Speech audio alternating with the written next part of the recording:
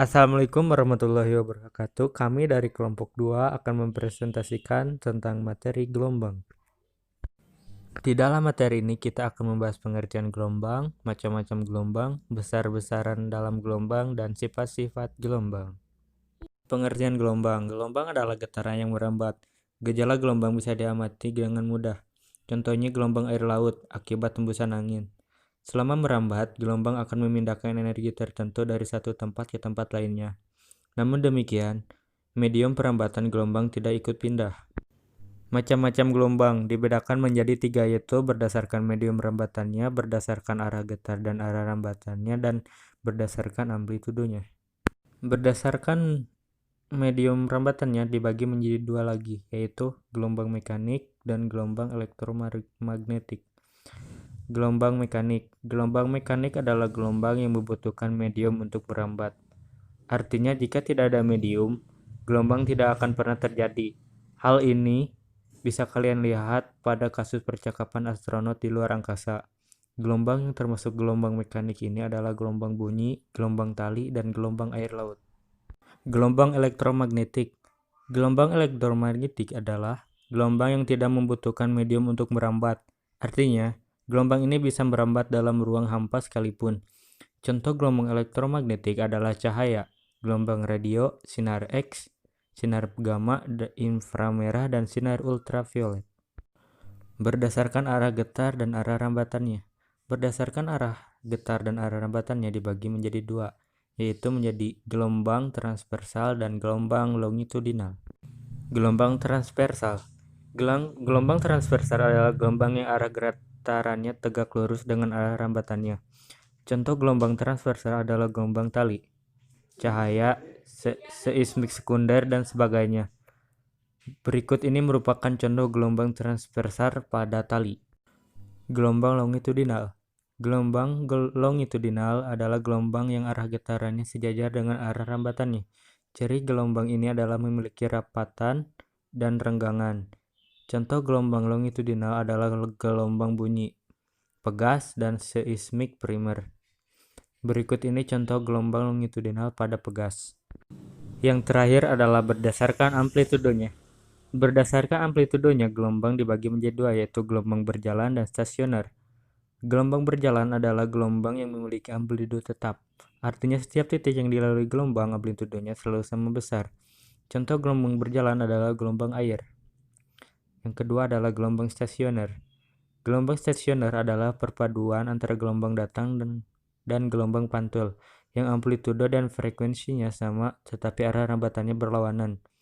Titik yang bergetar dengan amplitudo maksimum disebut perut, sedangkan titik yang bergetar dengan amplitudo minimum disebut simpul. Besaran-besaran dalam gelombang. Adapun besaran-besaran yang dimaksud adalah sebagai berikut. 1. Amplitudo. Amplitudo adalah simpangan maksimum gelombang yang memiliki satuan meter.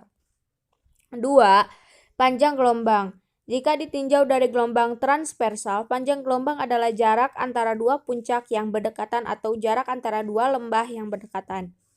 Jika ditinjau dari gelombang longitudinal, panjang gelombang adalah jarak antara dua rapatan atau dua regangan yang saling berdekatan. 3. Frekuensi gelombang.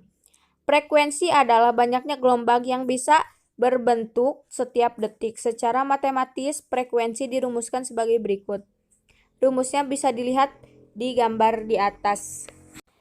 Dalam keterangannya, F adalah frekuensi gelombang, N adalah jumlah gelombang yang terbentuk, dan T adalah waktu tempuh gelombang. 4. Periode gelombang. Periode adalah waktu yang dibutuhkan gelombang untuk menempuh satu panjang gelombangnya. Secara matematis, periode dirumuskan sebagai berikut. Bisa dilihat di atas gambar. Dalam keterangannya, F sama dengan frekuensi gelombang, T adalah periode, N adalah jumlah gelombang yang terbentuk, dan T adalah waktu tempuh gelombang. 5. Cepat rambat gelombang. Cepat rambat adalah panjangnya jarak yang ditempuh oleh gelombang tiap satuan waktu. Secara matematis, cepat rambat gelombang dirumuskan sebagai berikut. Bisa juga dilihat di atas. Keterangannya adalah F adalah frekuensi gelombang, T adalah periode, Pi adalah cepat lambat gelombang, dan lambda adalah panjang gelombang. Sifat-sifat gelombang. Sifat-sifat gelombang adalah karakteristik atau ciri yang melekat pada gelombang. Kuiperian tidak akan menemukan sifat tersebut pada objek selain gelombang. Memangnya apa saja sih sifat-sifat gelombang itu? 1. Pembiasan, refraksi. Pembiasan merupakan peristiwa pembelokan arah lintasan gelombang karena melalui dua medium yang berbeda. Jika medium yang dilalui berbeda, maka indeks bias medium juga berbeda. Perbedaan indeks biasa inilah yang menyebabkan cepat lambat cahaya berbeda, sehingga seolah-olah ada pembelokan arah lintasan cahaya secara matematis. Pembiasan dirumuskan sebagai berikut. Keterangan N. Indeks biasa. C. Cepat lambat cahaya di ruang hampa M/S. Dan Pi. Cepat lambat cahaya di dalam medium tertentu M/S. Gejala pembiasan ini pertama kali diteliti oleh Snellius. Dengan demikian, hukum yang berlaku pada peristiwa pembiasan selalu mengikuti hukum Snellius. Untuk lebih jelasnya, simak gambar berikut.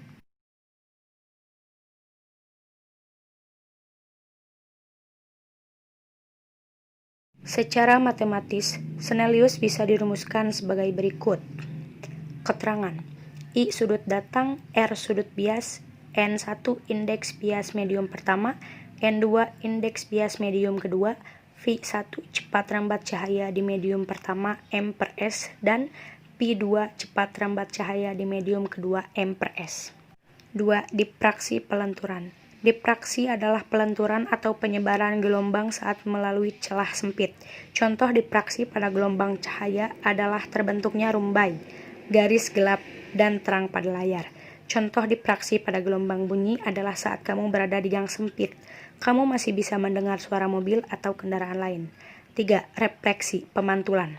Refleksi adalah perubahan arah rambat gelombang saat bertemu dengan bidang batas dua medium. Pemantulan ini ternyata mengacu pada suatu hukum yang disebut hukum pemantulan. Adapun pernyataan hukum pemantulan adalah sebagai berikut. 1. Besarnya sudut datang dan sudut pantul adalah sama. 2. Gelombang datang, gelombang pantul, dan garis normal berada pada satu bidang datar.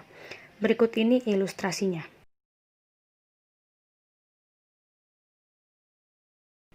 Empat. Dispersi. Pernahkah kamu melihat pelangi?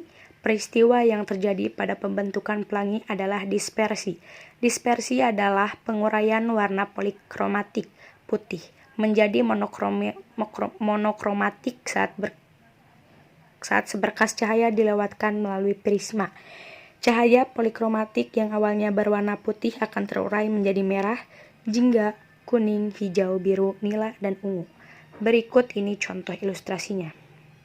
Sinar yang datang dan keluar dari prisma akan membentuk suatu sudut yang disebut sudut deviasi. Besarnya sudut deviasi antara warna merah dan ungu dirumuskan sebagai berikut. Keterangan NM indeks bias sinar merah, NN indeks bias sinar ungu, B sudut pembias prisma, SM deviasi sinar merah, serta SM deviasi sinar ungu. 5. Interferensi. Interferensi adalah perpaduan antara dua gelombang cahaya. Interferensi bisa diamati dengan jelas jika berkas kedua gelombang bersifat koheren. Amplitudo dan frekuensinya sama dengan fase tetap.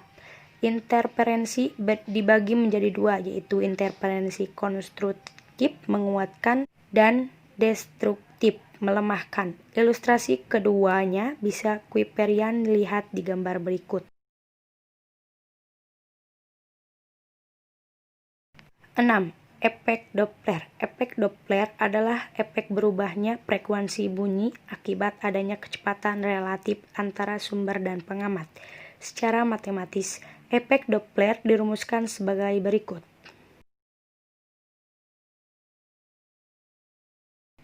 Tujuh. Polarisasi. Polarisasi adalah terserapnya sebagian arah getar gelombang. Hal itu menyebabkan gelombang keluaran hanya memiliki satu arah saja.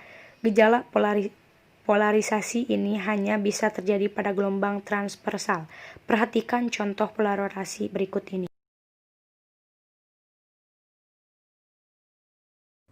Sekian dari kelompok kami. Terima kasih. Wassalamualaikum warahmatullahi wabarakatuh.